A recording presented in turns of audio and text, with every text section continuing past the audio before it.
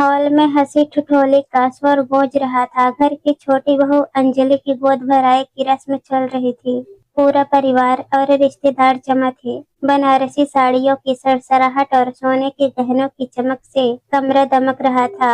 एक कोने में फीके रंग की सूती साड़ी पहने 32 वर्षीय विद्या मेहमानों के लिए शरबत के गिलास ट्रे में सजा रही थी। तभी बुआ सास की तेज आवाज ने विद्या के कदमों को रोक दिया। अरे विद्या बहू, आज तो अंजलि का इतना बड़ा दिन है और तुम ऐसे सादे कपड़ों में घूम रही हो। कम से कम वो वाला हार तो पहन ली होती जो तुम्हारी सास ने तुम्हें मुंह दिखाए में दिया था, या फिर तिजोरी में रखकर उसे दोगुना करने का इरादा है। कमरे में मौजूद सभी औरतें खिलखिलाकर हंस पड़ी। विद्या की जेठानी शालिनी ने तंज कसते हुए जोड़ा, अरे बुआ जी, विद्या का तो आपको पता ही है, कंजूसी इनके खून में है। पति लाखों कमाती हैं पर मजाल है जो मैडम 1 रुपया भी खर्च कर दे। अब देखिए ना, अंजलि के लिए गिफ्ट भी लाई है तो क्या, बच्चों वाले उन्हीं कपड़े। अरे कुछ सोने चांदी का शगुन देती तो घर की नाक रहती। विद्या के हाथ में पकड़ी ट्रे हल्की सी कांपी, लेकिन उसके चेहरे की मुस्कान अपनी जगह से हिली नहीं। उसने सिर झुकाकर बुआ जी को शरबत दिया और चुपचाप रसोई की ओर बढ़ गई। किसी को नहीं पता था कि विद्या के कानों में गूंजती वो हंसी पिघले हुए शीशे की तरह चुभ रही थी। रसोई में जाकर उसने नल तेज खोल दिया ताकि पानी के शोर में उसकी सिसकियों की आवाज दब जाए। उसने बेसिन के ऊपर लगे आईने में अपना चेहरा देखा। आंखों में सैलाब उमड़ रहा था, लेकिन उसने उसे बहने नहीं दिया। उसे अपने पिता की कही बात याद आ गई, बेटा, दुख अपना हो या पराया, अगर उसे बांटने जाओगी तो लोग हमदर्दी कम और चर्चा ज्यादा करेंगे।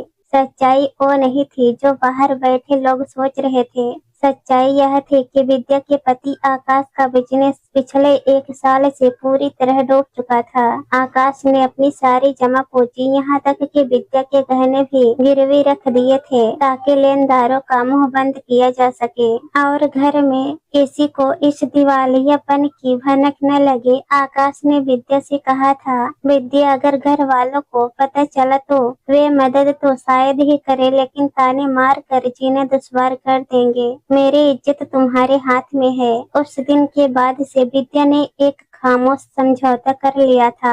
उसने अपनी जरूरतें मार दी थी। नए कपड़े, गहने, बाहर घूमना सब बंद हो गया था। जो रिश्तेदार उसे कंजूस और मक्खी चूस कहते थे, उन्हें क्या पता था कि विद्या रात को सूखी रोटी और अचार खाकर सोती है ताकि घर के राशन का पैसा बचाकर आकाश की दवाइयाँ लाई जा सके। रस्म खत्म होने के बाद मेहमान खाना खाने लगे। विद्या सबको खाना परोस रही थी। तभी आकाश घर में दाखिल हुआ। उसका चेहरा उतरा हुआ था। उसे देखते ही शालिनी भाभी ने फिर ताना मारा, लो, आ गए हमारे बिजनेसमैन देवर जी। विद्या, अब तो अपने पति से कहो कि नई गाड़ी ले ले। ओ पुरानी खटारा, स्कूटर पर आते जाते शर्म नहीं आती। आकाश की नजरें झुक गई। विद्या ने तुरंत बात काटी, भाभी, आकाश को वो स्कूटर बहुत पसंद है। लकी है उनके लिए, और वैसे भी सादगी में जो सुकून है वो दिखावे में कहाँ। विद्या ने मुस्कुराते हुए आकाश के हाथ से बैग लिया और उसे कमरे में ले गई। दरवाजा बंद होते ही आकाश सोफे पर गिर पड़ा और अपना सिर हाथों में छिपा लिया। विद्या, मैं टूट गया हूँ। आज फिर एक ऑर्डर कैंसिल हो गया। लोग मेरा मजाक उड़ा रहे हैं और मैं तुम्हें वक्त की खुशियाँ भी नहीं दे पा रहा।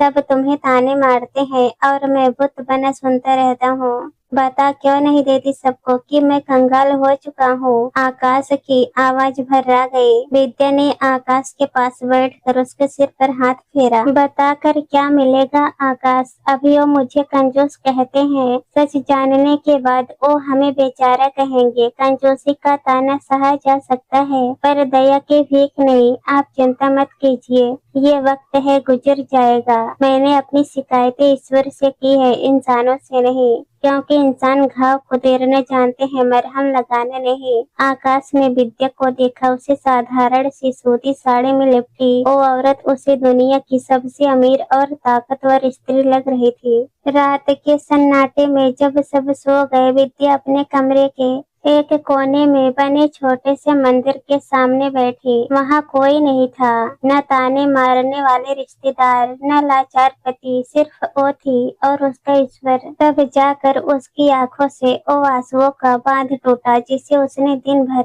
अपनी मुस्कान के पीछे रोके रखा था। उसने जी भर कर रोया, अपने मन का सारा गुबार, सारी अपमानजनक बातें, सारी चिंताएं आंसुओं के जरिए बहा दी। उसने किसी सहेली को फोन नहीं किया, मायके में माँ को बताकर दुखी नहीं किया। उसने बस उस अदृश्य शक्ति से कहा, मुझे शक्ति देना कि मैं यह नाटक तब तक कर सकूं जब तक मेरा पति फिर से अपने पैरों पर खड़ा न हो जाए। कुछ महीनों बाद विद्या की तपस्या रंग लाई। आकाश को एक बड़े कंपनी के साथ साझेदारी मिल गई। धीरे धीरे हालात सुधरने लगे, गिरवी रखे गहने वापस आ गए। अगली दिवाली पर जब विद्या ने वही भारी हार पहनकर घर की पूजा की तो शालिनी भाभी और बुआ जी की आंखें फटी रह गई। अरे विद्या, बड़ी चमक रही हो, लगता है अकल आ गई, कंजूसी छोड़ दी। बुआ जी ने फिर तंज कसा। विद्या सिर्फ मुस्कुरा दी। उसने आकाश की तरफ देखा जो गर्व से उसे देख रहा था।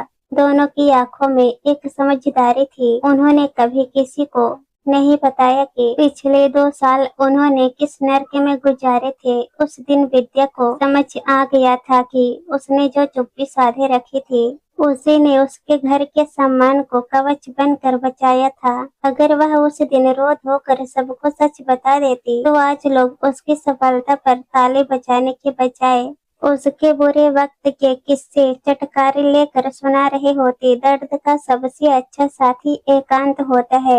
जब आप अपनी लड़ाई अकेले लड़ते हैं और जीतते हैं तो वो जीत शोर मचाती है, आपको शोर मचाने की जरूरत नहीं पड़ती। विद्या ने सीख लिया था कि दुनिया के सामने आंसू बहाने से आप कमजोर कहलाते हैं और अकेले में आंसू बहाकर दुनिया के सामने मुस्कुराने से आप अपराजेय बन जाते हैं।